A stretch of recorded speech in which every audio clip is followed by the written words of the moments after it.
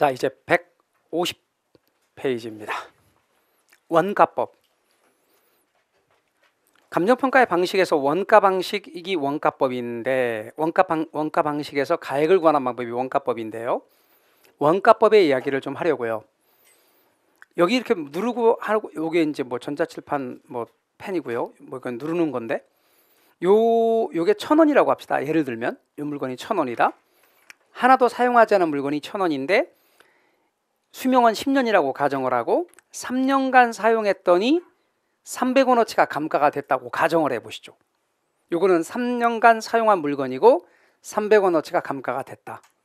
그러면 현재 이 물건의 가격은 얼마라고 봐야 된다? 그렇죠. 700원으로 봐야 된다. 그럼 여러분 원가법 아는 거야 이제. 이때 1,000원을 뭐라고 한다? 이 물건 똑같은 거 새 거 다시 만들 때 생산비 제조달 원가라고 불러요. 그거를 풀어 말하면 재생산비, 우리식으로 표현하면 재생산비, 생산비, 요거 다시 만들 때 생산비, 그걸 제조달 원가 이렇게 말해요. 아까 그랬죠. 우리나라 감정평가 최초에 어디서 들여왔다고? 일본식 표현이에요. 제조달 원가. 우리나라도 아직도 정부 기관 가운데서 일본식 용어로 쓰고 있는 기관 조달청, 조달할 때 조달, 재조달, 다시 조달할 때 원가. 그리고 여러분 300원을 뭐라고 하냐면 감가 누계액이라 그래요. 감가된 금액이 누계된 거. 매년 100원씩 3년간 감가가 됐어요. 그래서 감가 누계액이에요. 이게. 그러면 이게 700원이 적산가액이에요. 적산가액. 그럴 때 이때 300원을 구한다. 1,000원부터 뺀다. 이런 걸 감가수정이라 그래요. 감가수정은 뭐냐면 이렇게 300원을 구해서 1,000원으로부터 빼는 행위. 그러면 원가법이 뭡니까? 그러면 제조달 원가에서 감가 수정하여 적산가액 구하는 방법. 어쩌고 저쩌고 뭐라고 말하겠지만 내용을 들여다보면 대상 물건의 제조달 원가에 감가 수정을 하여 대상 물건의 가액을 산정하는 평가 방법. 그것을 우리는 원가법 이렇게 말해요. 그러면 원가법에서 적용 대상을 살펴보면요. 토지는 부증성 때문에 제조달 원가 못 구해요. 토지는 영속성 때문에 감가가 안 돼요. 그래서 토지는 적용 불가해요. 원칙이. 그러면 어떤 물건에 적용하느냐? 시장성도 없고 수익성도 없는 삼각자산에 써요. 그래서 시장성, 수익성이 없는 삼각자산에 주로 쓴다. 시장성 없다, 수익성 없다, 그런 삼각자산에 주로 쓴다. 어떤 건데? 교회, 학교, 사찰, 공공청사, 시청 같은 것. 이런 것에 주로 적용할 수 있어요. 그러면 우리는 제조달 원가에 관한 이야기를 해보자고요. 제조달 원가의 뜻은 이렇게 다시 만들 때 원가인데 기준 시점으로 다시 만들 때 원가예요. 그러니까 대상 물건을 기준 시점으로 재생산하거나 재취득할 때 필요한 적정 원가 총액, 다시 만들 때 원가. 그게 제조달 원가. 두 가지가 있어요. 복제 원가와 대치 원가가 있어요. 복제 원가를 복조 원가라고도 하고 대치 원가를 대체 비용이라고 해요. 근데 아예 똑같은 거, 아예 같은 회사 거 물건이 아예 똑같아. 그게 복제 원가예요. 물리적 측면의 원가. 똑같진 않아. 기능이 같아. 그게 대치 원가 개념이에요. 효용 측면의 원가. 그래서 여러분은 복제 원가는 물리적 측면의 원가고 대치 원가는 효용 측면의 원가다. 복제라는 말 아시죠, 여러분? 영화 보면 복제 인간 뭐 그런 게 나오죠. 영화 같은 데 보면 뭐 이렇게 미래 영화 같은 데 보면 복제 인간 나와. 그래서 뭐 주인공이 코에 점이 있으면 복제 인간도 코에 점이 있고 왼쪽 뺨에 뭐 있으면 똑같이 있고 복제는 똑같아. 그게 뭐라고? 복제 원가. 아예 같은 거. 대치 원가는 똑같진 않은데 기능이 같은 거. 그렇게 두 가지가 있다는 것 알아두십시오. 그 다음 제조달 원가와 관련해서 제조달 원가를 산정할 때는 내가 직접 건설하는 걸 자가건설 그래요. 짓는 사람에게 맡기는 걸 도급건설 그래요. 내가 짓는 걸 뭐라고 한다고요? 자가건설. 전문가한테 맡기는 건 도급건설. 자가건설이든 도급건설이든 도급건설에 준하여 처리해요. 자가건설이라도 도급건설에 준하여 처리해요. 왜냐하면 비용 명세서가 정확하게 나와 있거든. 그럼 전문가한테 맡길 때, 자, 건물 짓는 시공사나 이런 데다 맡길 때 맡길 때 맡기는 비용을 뭐라고 하냐면 도급 비용 그래요. 도급 비용, 도급 건설 비용 4억이라고 가정해 봐요. 도급 비용이 4억. 근데 건물의 제조도론가는 도급 비용으로만 구성되어 있는 게 아니에요. 부대 비용도 들어가요. 그럼 도급 비용은 뭐냐면 도급 비용이 뭐냐면 도급 비용에는 직접 공사비, 시멘트 값, 벽돌 값, 자갈 값, 철근 값, 공사장 인부의 노임은 직접 공사비고, 근데 건물을 지려면 자, 여러분 10층짜리 건물을 지어야 돼요. 설계해야 되죠. 설계비 많이 들겠죠. 설계비. 그다음에 그 설계대로 짓는지 감리해야 돼요. 감리비, 그런 거는 간접공사비. 설계비 같은 것들, 감리비 같은 건 간접공사비. 계집도 설계하는데 당연히 설계비 진짜 많이 나오죠. 그리고 설계를 멋있게 해놓고 그대로 안 지면 소용없죠. 그대로 짓는지 감리해야 되죠. 이런 건 싸잡아서 뭐예요? 공사비야. 근데 공사비만 갖고 건물이 올라갈 수 있어요, 없어요? 없어요. 뭐가 있어야 돼요? 그거 맡는 사람의 이윤이 있어야 돼요. 그래서 항상 맡은 사람의 이윤, 수급인의 적정한 이윤까지 들어가요. 그걸 싸잡아서 뭐라고 그래요? 도급비용이라 그래요. 4억이라고 가정합시다. 도급비용이. 근데 갑에게 맡기면 4억이래. 예, 4억이래. 근데 을에게 맡기면 5억이래. 병에게 맡기면 6억이래. 이러면 돼, 안 돼?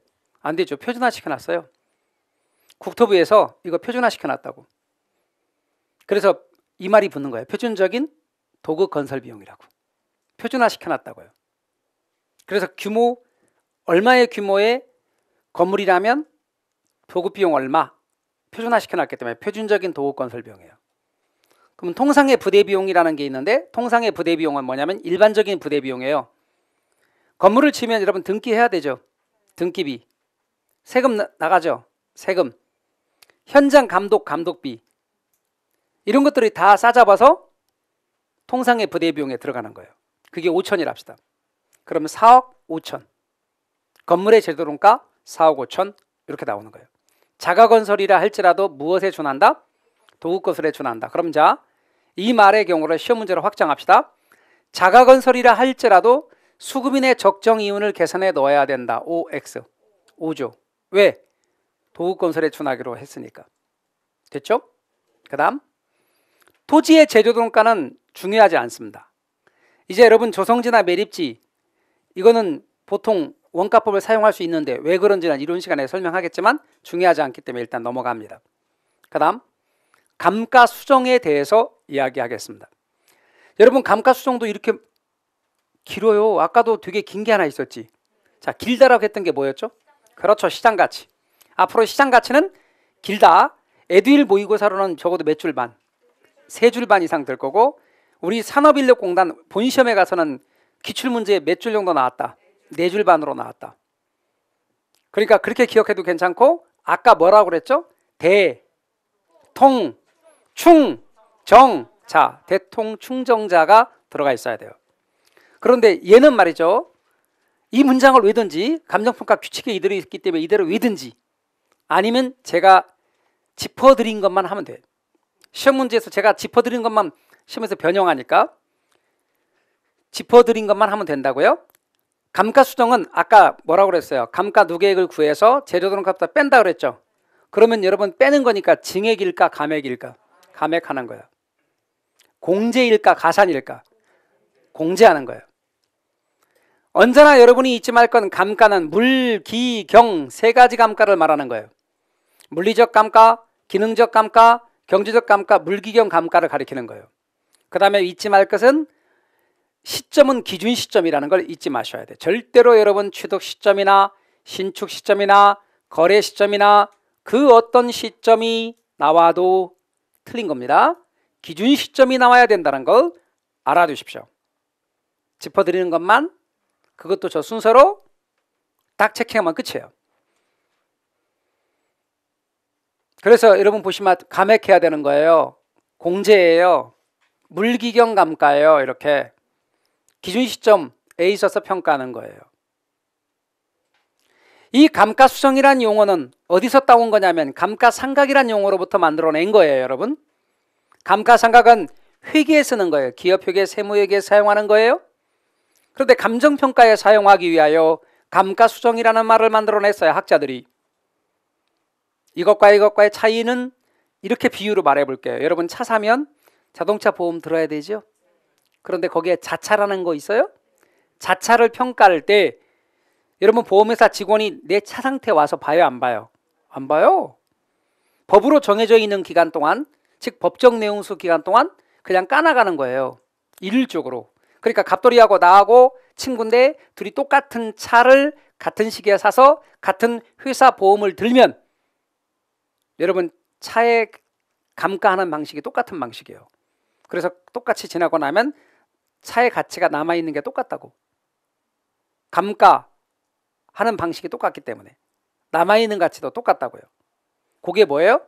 자차평가 방식이 상각이에요. 이건 취득원가, 장부가격 기준으로 해요.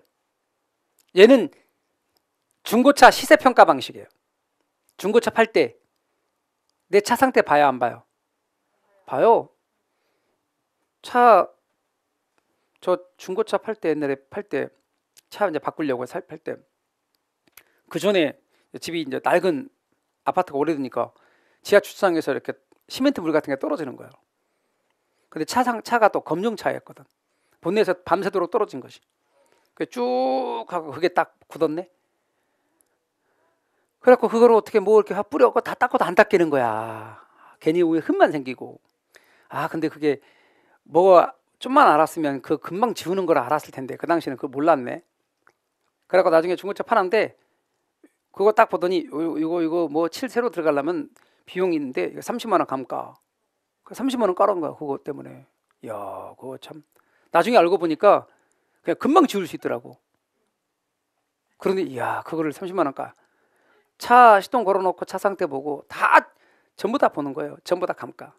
관찰 감가 인정. 얘는 감찰 감가 불인정. 얘는 중고차 시세평가 방식. 얘는 법정 내용수. 얘는 경제등 내용수. 얘는 장부가격 또는 취득원가 기준. 얘는 제조등원가 기준. 얘는 관찰 감가 불인정. 얘는 관찰 감가 인정. 얘는 물건에 따라 감가액이 똑같다. 얘는 물건에 따라 감가액이 다르다. 제 말 이해가 되셨어요? 그런 식으로 비교할 거라고. 그러니까 책에 있는 표 이런 거 하나도 할 거 없어요. 제가 알려드린 대로 하시면 하나도 안 틀린다니까. 그 표를 막 외우려고 하시거나 그러실 필요가 없다고. 알려드린 대로만 여러분이 하시면 된단 말이에요. 됐고요. 그래서 그게 딱 여러분이 정리하시면 되겠고, 감가의 요인. 언제나 감가는 물기경 감가를 따지니까. 그럼 물리적 감가는 뭔데? 물리적 감가는 이런 거예요. 부동산을 혹은 어떤 물건을 사용하잖아요. 그럼 마멸이 된다고. 물리적 상태에서 마멸이 된단 말이에요. 달아 없어진다는 거예요. 마멸은 마모를 말하는 거예요. 또는 파손이 된다고요. 사용함에 따라서 파손된다고. 시간의 경과에 따라서 노후화되고 손상된다고요. 이런 게 뭐예요? 물리적 감가예요. 그래서 여러분 옷이 있잖아요. 옷. 여러분 옷을 입음에 따라서 달아 없어지고 어떤 게 여러분 뭐 자꾸 입다 보니까 낡아가지고 구멍이 생기고 이런 것들은 전부 다 물리적 감가와 관련이 있는 거예요. 요거는 기능적 감가는 뭐냐면 대상 물건의 기능적 효용 변화에 따른 감가 요인인데요. 대표적인 게 형식의 구식화예요. 여러분 차를 12월에 사면 좀 싸요? 안 싸요? 싸요. 그래서 300만 원 싸게 샀다고 합시다. 왜 그래요? 연식이 바뀌니까. 형식이 바뀌니까 그런 거예요. 형식의 구식화예요. 설계를 잘못했대. 설계를 잘못했대. 설비에 어떤 설비에 문제점이 생겼대. 설비의 과부족, 넘침이나 부족함. 예를 들어서요. 5층짜리 건물인데 엘리베이터가 2대가 있는 거야. 근데 사무용 건물이라서 한 대로 충분하더래. 그래서 한 대는 앞에다 띠에서 점검 중 세워놓고 한 대로만 운영한대. 과잉 설비 또는 과다 설비. 또는요. 여러분 지은 지 오래된 전철 역사, 환승 역사 같은 데 봐봐요. 오래됐기 때문에 공간이 좁아. 에스컬레이터가 한 줄로 사람들이 서야 돼. 그래서 양쪽에 동시에 더군다나 플랫폼이 양쪽으로 동시에 내릴 수 있도록 되면 사람들이 진짜 역사에 가득 찬다고. 그럼 과소 설비. 요즘 새로 만든 역사들. 층고도 높고 에스컬레이터도 되게 많아. 그래서 한번 봐봐요. 낮에 같은 데는 에스컬레이터 운영 안 하지. 과다 설비. 전부 다 기능적 감가. 그리고요, 능률의 저하. 이런 거. 여러분이 옷을 사서 입었는데 아까 말한 것처럼 그 옷에 낡아져서 구멍이 나고 그렇게 하는 건 물리적 감가지만 유행이 지났어. 그것은 기능적 감가입니다. 경제적 감가는요, 여러분 인근 지역의 쇠퇴, 시장성의 감퇴, 인근 지역의 쇠퇴, 시장성의 감퇴, 이런 것들은 경제적 감가입니다. 시장성이 죽어버리는 거예요. 인근 지역이 쇠락하는 거예요. 이런 것들이 뭐냐면 경제적 감가 요인에 해당된다. 물, 기, 경 감가가 있다는 것 잊지 마세요. 감가는 물기경입니다. 에듀윌 유료 회원만의 라이브 클래스. 두 번째 시간 보겠습니다. 이제는 머리 앞에 제대로 갑니다. 자, 정신 차리시고 이번에 합격 진도 나갑시다. 누구세요? 전 애들 교수인데요. 제가 늘 가까이 있으니까 이번엔 합격. 집에서도 학원처럼 공부하는 혜택. 오직 에듀윌 유료 회원에게만. 에듀윌. 우와, 진짜 가까이 계시네요. 감가 수정의 방법입니다. 감가 수정의 방법은 내용연수에 의한 방법으로 정액법, 정률법, 상환기금법이 있고요. 얘는 이론적으로 감가액을 구하는 방법입니다. 관찰감압법과 분해법은 실제적으로 감가액을 구하는 방법입니다. 앞으로 감가는 내관분 세 가지가 있다고 알고 계시고요. 이 내관분 중에 내용연수에 의한 방법은 이론적으로 감가액을 구하는 방법이고, 관찰감압법과 분해법은 실제적으로 감가액을 구하는 방법이다. 이렇게 알고 계십시오. 내관분. 내용연수에 의한 방법, 거기에는 정액법, 정률법, 상환기금법이 있습니다. 내용연수는 삼각자산의 수명을 가리키는 말이에요. 내용연수의 종류는 물리적 내용수와 경제적 내용수를 따지게 되는데요. 얘는 물리적으로 존속 가능한 기간이고요. 얘는 경제적인 측면, 부동산의 유용성, 지속 가능한 기간입니다. 감정평가의 내용연수는 무조건 하고 경제적 내용수를 씁니다. 물리적 내용수 아닙니다. 경제적 내용수를 사용한다는 걸 잊지 마십시오. 경제적 내용수는 물리적 내용수보다 짧아요. 그럼 이제 내용연수에 의한 방법 가운데 정액법, 정률법, 상환기금법을 따져봅시다. 정액법은요, 말 그대로 일정액씩 감가하는 거예요. 일정액씩. 정률은 일정률로 감가하는 거예요. 정액법은요, 어떤 부동산의 감가 총액이 1,000원이라 합시다. 어떤 물건에, 이 물건의 감가 총액이 1,000원입니다. 수명은 10년입니다. 1,000원 나누기 10 해주면 100원이죠. 그러면 100원, 100원, 100원. 매년 100원, 100원, 100원 일정액씩 감가하는 거예요. 그래서 여러분, 얘는 매년 일정액씩 감가합니다. 100원, 100원, 100원. 그러면 자, 첫 번째 연도의 감가액이 얼마입니까? 100원입니다. 두 번째 연도에 100원, 또 100원입니다. 누계해 보십시오. 200원. 세 번째 연도에 누계하십시오. 300원. 감가 누계액이 경과 연수에 정비례하여 증가합니다. 이렇게. 감가 누계액이 경과 연수에 정비례하여 증가합니다. 이것이 정액법의 특징입니다. 계산도 간단합니다. 자, 적산가액 계산해 보세요. 첫 번째 연도에 100원 감가했습니다. 그러면 적산가액 얼마? 1,000원에서 100원 빼야지. 얼마? 900원. 두 번째 연도에 또 100원 감가했습니다. 800원. 세 번째 연도에 또 100원 감가했습니다. 이렇게 계산이 간단합니다. 계산이 간단합니다. 정률법은 일정률로 감가합니다. 여러분 1,000원인데요. 상각률이 계산하기 편하러 50%라 해봅시다. 자, 상각률 50%면 1,000원인데 감가를 1,000원 곱하기 0.5 해주면 되니까 500원 감가했습니다. 감가액 500원, 다시 500원 남았습니다. 감가율 50% 적용하면 250원입니다. 그러면 250원 감가한 거예요. 그럼 250원 남았습니다. 50% 적용하면 125원입니다. 그러니까 감가율은 50%로 똑같은데 감가액이 500원, 250원, 120원씩으로 감가합니다. 일정률로 감가돼 상가액은 첫 해가 500원, 두 번째 250원, 세 번째 120원씩으로 상가액이 첫 해가 가장 많고 재산가치가 체감됨에 따라 상가액도 줄어들게 됩니다. 그러니까 여러분 상각률은 일정하고 상가액이 점차 줄어요. 얘는 상가액 일정합니다. 상가액이 일정액씩 감가한다 할 때 감가액이 상가액이거든요. 근데 얘는 상각률이 일정합니다. 상가액은 점차 줍니다. 얘는요 상환기금법이 뭐냐면 감채기금인데요. 여러분 적금 불입이 바로 뭐냐면 적금 불입이 상환기금입니다. 적금을 불입하는 것. 그래서 여러분 적금을 불입할 때 우리 앞에서 적금 불입 이런 거 이야기를 했거든요. 화폐 시간 가치 계산에서. 그 적금 불입과 관련된 게 상환기금입니다. 그럼 앞으로 화폐의 시간 가치 계산이라고 투자론 더 많이 공부하면 이게 훨씬 더 잘 이해가 될 텐데요. 여러분은 딴 거 다 필요 없고 얘네들은 이자가 없습니다. 근데 얘는 이자가 있는 거야. 그래서 앞으로 여러분 이자 상당액, 복리계산의 이자 상당액 나오면 상환기금법이다. 이렇게 알고 계시면 돼요. 그래서 정액법, 정률법, 상환기금법. 정액법, 정률법, 상환기금법. 이게 이제 내용연수에 의한 방법입니다. 자, 이제 153쪽에 감가수상의 방법 가운데서 관찰감가법과 분해법에 대해서 보겠습니다. 관찰감가법하고 분해법이 있는데요. 관찰감가법은 관찰을 통해서 구하는 거예요. 그러니까 관찰을 통해서 구하는 것은 대상 부동산 전체 또는 구성 부분을 면밀히 관찰해서 물, 기, 경, 감가 요인을 직접 관찰을 통해서 구하는 겁니다. 직접 관찰. 직접 관찰하는 거예요. 그래서 직접 관찰을 통해서 구하는 게 뭐냐면 관찰감가법입니다. 그러니까 앞으로 여러분이 눈으로 딱 봤을 때 시험 문제 문장으로 볼 때 관찰 이런 말이 나오잖아요. 관찰감가법입니다. 아주 쉬워요. 평가사가 건물 바깥에 가서 이 건물을 보고 관찰을 하는 거야. 관찰을 통해서 구하는 게 관찰감가법이다. 그 다음에 분해법은요. 대상 부동산에 대한 감가의 요인을 물리적, 기능적, 경제적 요인으로 이렇게 나눕니다.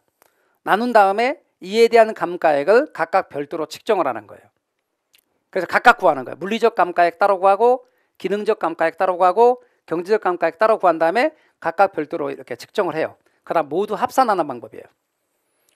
그래서 앞으로 여러분이 보셨을 때 관찰 나오면 관찰감가법이고 그 다음에 이렇게 물기경으로 세고 난 다음에 각각 구해서 합산하는 건 분해법이고 그런데 얘네들의 공통점은 부동산을 직접 보면서 구하는 거예요. 부동산을 직접 보면서 구하는 것이다.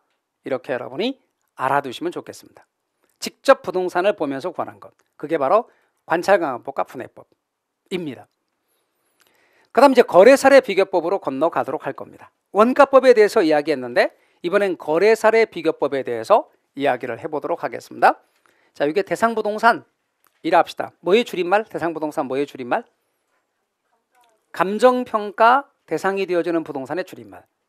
항상 대상부동산이란 감정평가 대상이 되어주는 부동산의 줄임말입니다. 그게 속해 있는 지역이 뭐라고 그랬죠? 인근 지역이라 그랬죠. 인근 지역에는 대상부동산과 대체 경쟁 관계가 있는 부동산이 있을 수도 있고 없을 수도 있습니다. 자, 그 다음 대상부동산은 속해 있지 않으나 대상과 유사한 부동산이 속해 있는 지역을 뭐라고 한다? 유사지역이라 한다. 여기는 유사지역입니다. 그럼 인근지역과 유사지역을 포함하는 광역적인 지역이 뭡니까? 동일수급권입니다. 그래서 인근지역, 유사지역, 동일수급권이 있죠. 근데 사례를 여기서 선택하면 참 좋긴 한데 여기서 선택하면 참 좋긴 한데 이게 말이죠. 형이 동생한테 판 사례래요. 형이 동생한테 팔았는데 싸게 팔았대. 근데 문제는 얼마만큼 싸게 팔았는지를 모른대. 그럼 얼마만큼 싸게 팔았는지를 모르면 원래 정상적인 가격이 얼마였는지 알 수 있어 없어? 없어요. 그래서 이런 사례 선택하면 안 되는 거예요. 사정 개입 정도를 모르는 사례. 사정 보정 못해. 이번에는 그래서 얘를 선택했대. 얘는 친구 간의 거래로 얼마만큼 싸게 거래가 됐냐면 저게 8천에 거래가 됐는데 20% 싸게 거래가 된 사례래요. 그러면 20% 싸게 거래가 됐으니 따라서 얼마인 거예요, 얘? 그렇죠. 1억 원인 거지. 1억 원으로 정상화시킬 수가 있지. 그래서 여러분 방금 제가 말씀드린 것처럼 제일 먼저 사례부동산의 가액을 선택하는데 이게 1억이다. 거기다 사정 보정을 하는 거예요. 아까 말씀드리기를 8천만 원에다가 1.25를 곱했더니 1억 됐죠. 그때 걔를 사정 보정 치라고 한다고. 사정 보정 어떻게 하는지 나중에 알려드릴 거예요. 얘가 거래가 된 시점이 있어요. 얘가 기준 시점인데 거래 시점은 2021년 12월 20날이고 기준 시점은 2022년 12월 20날이에요. 그래서 여러분이 유념할 것은 거래 시점은 2021년 12월 20날이다. 기준 시점은 2022년 12월 20날이다. 1년 차이가 나요. 그러니까 1년 동안의 가격 변동이 있대요. 10% 가격 상승이 있대요. 이렇게. 그러면 1.1을 곱해야지. 자, 1억에 여러분 1억에 10% 올랐다. 그러면 1억에다 1.1 곱하면 얼마 되는 거예요? 1억 천. 따라서 1.1이 뭐다? 시점 수정치가 되는 거예요. 그 다음에요. 여러분이 유념할 것은 지역이 지금 똑같아요? 달라요? 달라요. 그러면 지역 간 격차를 조정해 줘야지. 그걸 지역요인 비교치라고 해요. 지역요인 비교치. 그 다음에 여러분 유념할 것은 개별 요인도 비교해 줘야 돼요. 개별적인 요인을 비교하는 것 개별 요인 비교치. 그래서 여러분 사례 부동산의 가액에 사정 보정, 시점 수정, 지역 요인 비교, 개별 요인 비교를 해줘요. 그리고 이걸 뭐라고 하냐면 지역 요인과 개별 요인 비교를 싸잡아서 가치 형성 요인 비교라고 한단 말이에요. 우리 아까 여러분 가치 형성 요인 비교에서 일반 요인, 지역 요인, 개별 요인 이렇게 했던 거 기억나시죠? 그게 지역 요인, 개별 요인이라고. 그리고 면적까지 비교해 줘야 돼. 면적이 다르면 면적까지 비교해 줘요. 그럼 결국은 뭐예요? 사례 부동산의 가액에다가 제일 첫 번째 사, 그 다음에 시, 그 다음에 지, 그 다음에 개, 그리고 면, 사시지계면을 하여 사례와 비교해서 가액을 구하니까 비중가액이라 그래요. 사례와 비교하여 가액을 구했어요. 비중가액을 구한 것이. 이게 거래사례 비교법이에요. 제일 쉬워. 3방식 중에. 계산 문제도 쉬워. 절대 안 틀립니다. 그럼 사정보정이 뭐냐? 사정보정이 어쩌고저쩌고 이렇게 길어요 말이. 근데 이거 하나도 모르셔도 돼. 아까 여러분 사정보정 어떤 사정이 개입되면 그걸 그렇지 않은 상태로 바꿔놓는 것. 그랬던 것 아시죠? 그게 사정보정이야. 근데 여러분 사정보정을 하지 않아도 되는 경우가 있어요. 두 가지 알고 계세요? 첫 번째, 특별한 사정이 개입되지 않는 거래사례. 특별한 사정이 개입되지 않은 거래사례는 사정보정할 필요가 없어요. 왜? 특별한 사정이 개입되지 않았기 때문에. 두 번째, 표준지 공시가를 기준으로 평가하는 경우도 이미 사정보정이 끝난 토지예요. 그러니까 이런 경우는 사정보정하지 않아도 된다. 자, 사정보정하지 않아도 되는 경우 두 가지입니다. 첫 번째요, 특별한 사정이 개입되지 않는 거래 사례. 두 번째요, 표준지 공시가를 기준으로 평가하는 경우. 이런 경우는 사정보정을 하지 않아도 된다. 그 다음 시점 수정. 여러분 시점 수정도 마찬가지예요. 이런 거 모르셔도 돼요. 제가 아까 뭐라고 그랬어요? 거래 시점 거를 기준 시점에 맞춰서 이렇게 조정하는 작업. 그게 시점 수정이라 그랬어요. 그렇게 하면 돼요. 시점 수정이 뭔지 물어보거나 그러진 않아요. 시점 수정의 의미만 알고 계시면 돼요. 그런데 시점 수정하지 않아도 되는 경우가 두 가지가 있어요. 첫 번째는요, 거래 시점과 기준 시점이 딱 똑같은 경우. 제가 아까 기준 시점이 과거로 갈 수 있다 그랬어요? 없다 그랬어요? 있다고 그랬죠. 과거로 갈 수 있다 그랬잖아요. 미래로 갈 수 있다 그랬어요? 없다 그랬어요? 있다고 그랬죠. 여러분 기준 시점이 과거로 가는 걸 무슨 평가라 그래요? 소급평가. 기준 시점 미래로 가는 건 기한부 평가. 기억나세요? 네. 그러면 기준 시점이 과거로 갔는데 그 시점에서 가격 조사가 가능하더래. 그럼 그건 소급평가라 그랬지. 근데 소급평가했는데 거래 시점하고 기준 시점이 딱 일치하는 거야. 거래 시점이 2021년 12월 20날이거든요. 근데 기준 시점이 2022년 12월 20날이에요. 근데 이게 이렇게 평가 의뢰하면서 요 날짜를 기준으로 평가해 주세요. 그래버린 거예요. 그럼 거래 시점하고 기준 시점이 딱 일치하는 거지. 이날 평가 의뢰하면서 이날 기준으로 해주세요. 그러면 거래 시점과 기준 시점이 딱 일치하면 시점 수정할 필요가 없지. 그래요, 안 그래요? 두 번째, 기준 시점과 거래 시점이 달라. 얘가 기준 시점이래요. 기준 시점이래요. 얘가 거래 시점이래요. 분명히 달라. 1년 차이 나요. 1년 동안의 가격 변동이 없대요. 가격 변동이 전혀 없으면 당연히 시점 수정할 필요가 없겠지. 그래서 여러분 기준 시점과 거래 시점이 달라도 시장 상황이 변하지 않아 가치가 불변일 경우는 당연히 시점 수정하지 않아도 됩니다. 자, 시점 수정하지 않아도 되는 경우 두 가지 알아두십시오. 그러면 사정보정과 시점 수정이라는 의미에 대해서 여러분이 감 잡으셔야 되고, 이 사정보정 시점 수정 어떻게 하는지는 나중에 알려드릴 텐데 되게 쉽다고 그랬어요. 왜? 주먹구구거든요. 그 다음 지역 요인과 개별 요인 비교에 대해서 살펴볼게요. 여러분, 이게 대상 부동산이고 이게 사례 부동산이거든요. 그리고 동일 수급권이에요. 그러면 사례가 지금 인근 지역 안에 있는 거 맞죠? 그러면 지역이 똑같잖아. 그러면 지역 요인을 비교할 필요가 없어요. 뭐만 비교하면 된다? 개별 요인만 비교하면 된다 이 말이에요. 그러나 이렇게 되면 사례가 어디에 있냐면 유사 지역에 있단 말이지. 그럼 지역이 다르잖아요. 그러니까 지역 요인도 비교하고 개별 요인도 비교해야 된다 그 말이에요. 다시 한번 말씀드립니다. 사례를 인근 지역에서 구하면 지역이 똑같기 때문에 지역 요인은 비교하지 않아도 되고 개별 요인만 비교하면 된다. 사례가 유사 지역, 인근 지역이 아니라 유사 지역에 있다면 지역 요인과 개별 요인을 모두 비교해야 된다. 됐죠? 그렇게 알고 계시면 됩니다. 그다음 이런 거래 사례 비교법은 거래 사례와 비교하여 가액을 구하는 방법입니다. 그러다 보니 장점이 있습니다. 사례에 근거하기 때문에 현실성이 있어요. 실증적이야. 설득력이 있어요. 이런 단어는 거래 사례 비교법에만 쓰는 단어예요. 앞으로 이런 말이 나왔다. 거래 사례 비교법입니다. 그 다음 3방식의 중추적 역할을 하고 실무에 가장 많이 사용돼요. 그 다음 토지, 건물, 동산 평가에 널리 쓰는 게 거래 사례 비교법이에요. 이해하기 쉽고 간편해요. 이해하기 쉽고 간편하다. 3방식 중에 제일 이해하기 쉽고 간편해요. 그 다음 단점이 있어요. 단점은 사례가 없을 경우는 못 구해요. 이런 것들은 시장성이 없기 때문에 사례가 없어요. 그래서 여러분 교회나 학교, 공공청사 이런 건 사례가 없기 때문에 시장 거래 사례 비교법을 적용하기 어려워요. 그리고 평가사끼리 편차가 커요. 그 다음에 제가 아까 뭐라고 말씀드렸냐면 이런 이해하기 쉽고 간편한 이유가 말이죠. 사실 주먹구구이기 때문에 그래요. 그래서 이해하기 쉽고 간편하다 이런 말이 나오잖아요. 그러면 잘 안 맞아요. 비과학적이고요. 사정보정이나 시점 수정 등이 반드시 정확하지 않을 수 있고요. 그래서 비과학적이에요. 그러니까 장점은 뭐예요? 이해하기 쉽고 간편한데 단점이 뭐예요? 잘 안 맞고 비과학적이라는 거예요. 그래서 이거 우리나라에 제일 많이 써요. 우리나라는 다 이걸 써요. 우리나라는 뭘 좋아해요? 이해하기 쉽고 간편한 걸 좋아해요. 우리나라는 뭘 좋아해요? 비과학적인 걸 좋아해요. 그래서 여러분 진짜로 정서하고도 관련이 있어요. 정서하고도. 여러분 3방식 중에 가장 정확하고 이론적인 게 뭐냐면 수익환원법이에요.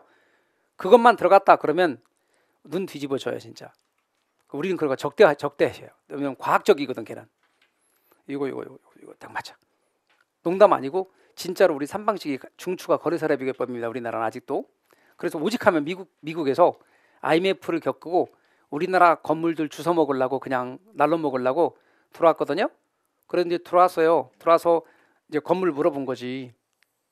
이거 얼마예요? 그랬더니 100억이라는 거예요. 예를 들어서. 그럼 뭐 100억 그럴 수 있지. 또 이것도 얼마예요? 이렇게 물었어요. 그랬더니 100억이라는 거예요. 그럼 미국 사람들이 이해가 안 간 거지. 이게 왜 100억이냐고. 그랬더니 하는 말이 얘가 100억이잖아요. 우리 다 100억이에요. 이렇게 한단 말이에요. 아니 그러니까 얘는 수익이 100억 나오니까 100억이라 치지만 당신은 수익이 그만큼 안 나오는데 왜 100억이에요? 그러니까 몰라요. 우리는 그런 거. 얘가 100억이면 우리도 100억이에요. 미쳐버리는 거예요. 말이 안 통하는 거예요. 그래서 오직하면 니네도 좀 수익환원법 같은 걸 써보라 라고 권고했다는 거 아닙니까? 우리나라한테. 그 우리나라가 그다음부터 수익 방식 들어오기 시작해요. 수익환원법. 그래서 우리나라도 수익환원법을 좀 들어오기 시작하는데 아직도 그래도 우리는 뭐야? 거래사례 비교법의 중추. 그리고 여러분도 제일 좋아하세요 이거를. 나중에 보면 이건 다 맞춰. 직장 다니면서 시험 합격하기가 쉽지 않아요. 혼자 공부하면 물어볼 데도 없고 에듀윌 유료 회원은 평일 야간에도 심지어 주말에도 밀착 관리를 해주니까 의지가 많이 됐어요. 에듀윌은 합격의 지름길입니다. 그러나 수익환원법은 아까 말씀드린 것처럼 어려워. 이론적이야. 논리적이야. 그러니까 뭐예요? 거의 안 할 거야. 이론적이고 어려운 얘기는 싹 빼기로 했잖아 우리가. 왜요? 그거 하면 막 난리가 나고 막 그러거든. 그러니까 막 이제 어려운 거 다 빼고 이거 다 빼고. 그래서 몇 % 정도를 뺄 거냐면요. 수익환원법의 분량 중에서 70%가량 뺄 거예요. 70%를 하는 게 아니라 아예 70%가량을 싹 빼버릴 거예요. 그래서 기본세에 보시면 알겠지만 아예 싹 빼려고 시험 범위에 물론 해당돼요. 전부 보충 거기다 넣어놨어요. 아예 미리 빼려고. 그런데 뭐라고 앉아세요? 더 빼주세요. 그런데 그럼 하지 말지. 아예. 그래서 여러분 수익환원법은 제가 30% 분량만 할 건데요. 주로 어떤 거요? 시험에 주로 잘 나오는 것들만 남겨놨어요. 그래서 시험에 잘 나오고 그 중에서 어렵지 않은 것만 골라서 할 거니까 그만큼은 충분히 하셔야 돼요. 아 그러면 제가 아까 뭐라고 그랬어요? 시작할 때 감정평가는 다 맞을 수 있다고 그랬죠? 그러면 이걸 70%를 덜어내고도 다 맞을 수 있냐? 70%를 덜어내고도 다 맞을 수 있어요. 요즘에는. 왜요? 어려운 거 잘 안 나와. 얼마나 땡큐인지 몰라.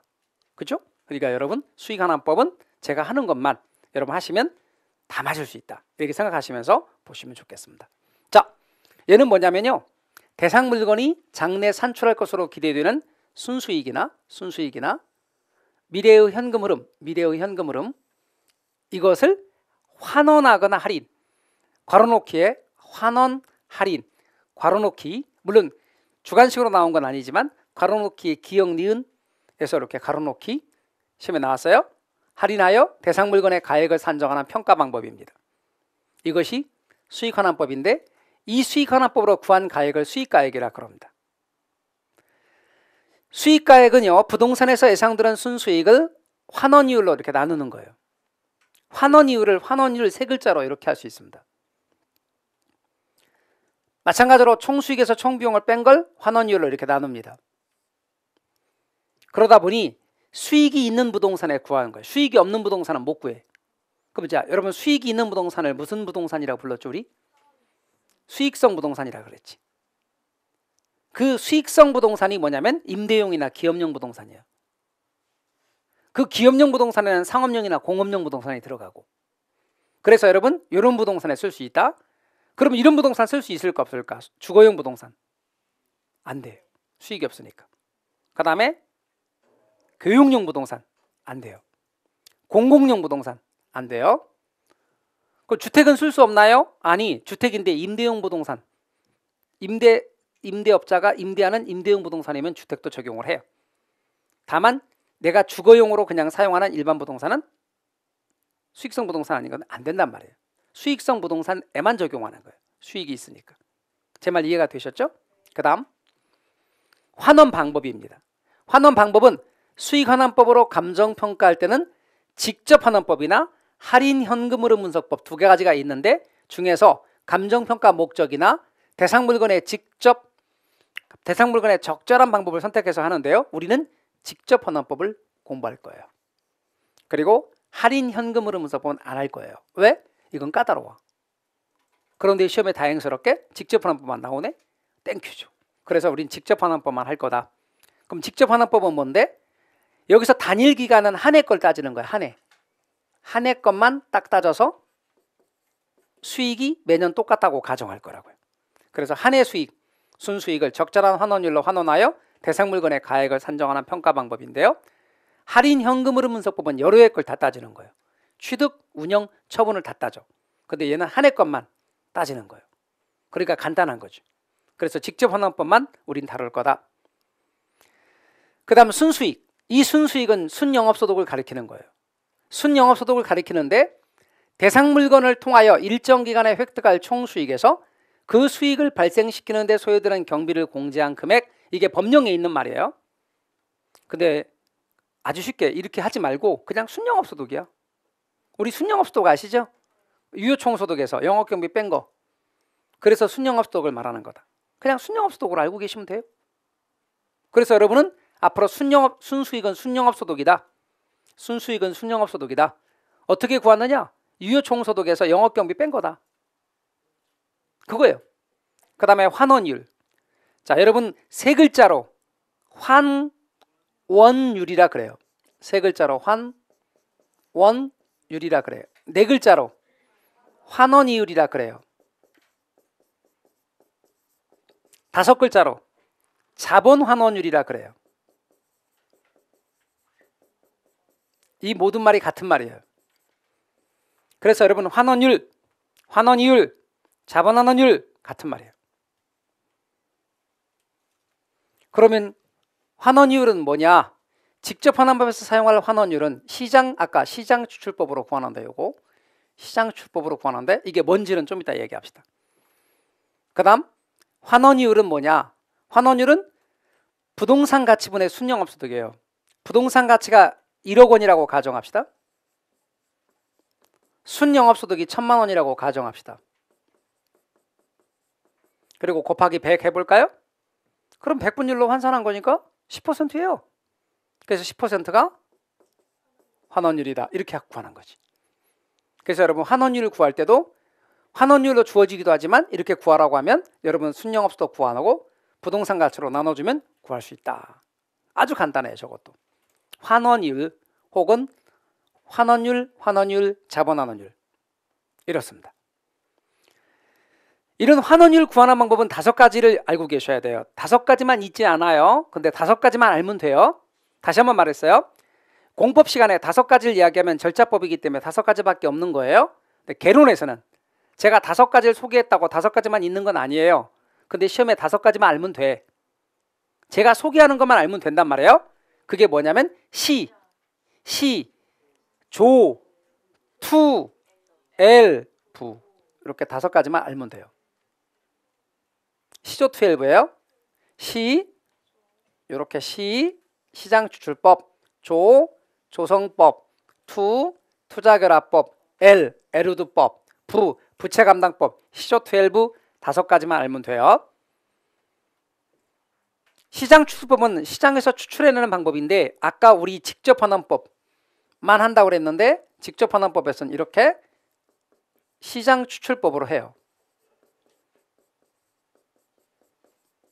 우린 이것만 공부할 건데 시장추출법으로 추출해요. 시장추출법으로 한다.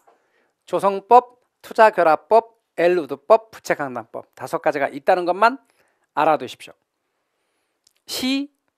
시장추출법, 조성법, 투자결합법, 엘우드 사람 이름이에요. 엘우드법, 그리고 부채감당법, 시조12 이렇게 5가지가 있습니다. 이와 같은 수익환원법은요. 장점이 뭐냐면 논리적이고 이론적이에요. 그래서 여러분 비교적 3방식 가운데 가장 정확합니다. 이론적이고 논리적이에요. 그 다음 평가사에 주관이 개입될 여지가 그만큼 적어요. 그러다 보니까 정확하게 구하는 거죠. 그러니까 단점이 뭐냐면요. 이런 말이 나온 건 다 어려워요. 제가 그랬잖아요. 아까 이해하기 쉽고 간편하다 그런 거는 다 잘 안 맞지만 이런 건 잘 맞는 것들이죠. 그런 것들은 다 이해하기가 좀 어렵고 까다로워요. 그 다음 비수익성 부동산에는 쓸 수가 없어요. 주거용, 교육용, 공공용 부동산에는 쓰기 어렵다. 그 다음에요. 수익의 차이가 없는 부동산은 신구의 구별이 없어진다. 예를 들어서 무슨 말이냐면요. 요 건물은 이번에 새로 졌어요. 근데 수명이 50년이에요.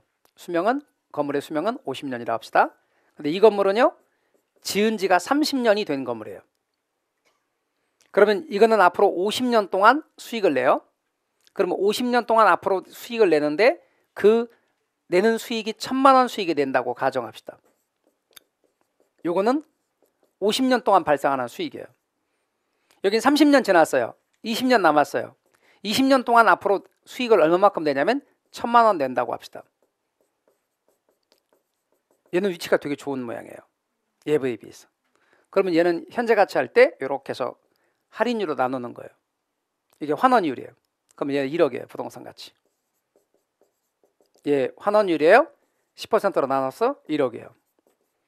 자, 그러면 2가지 다 똑같이 50년 쓸 수 있는 새 건물의 가치 1억이고 앞으로 20년 남은 헌 건물의 가치가 1억이기 때문에 수익가액으로 평가하잖아요. 새 건지 헌 건지 구분이 안 가요.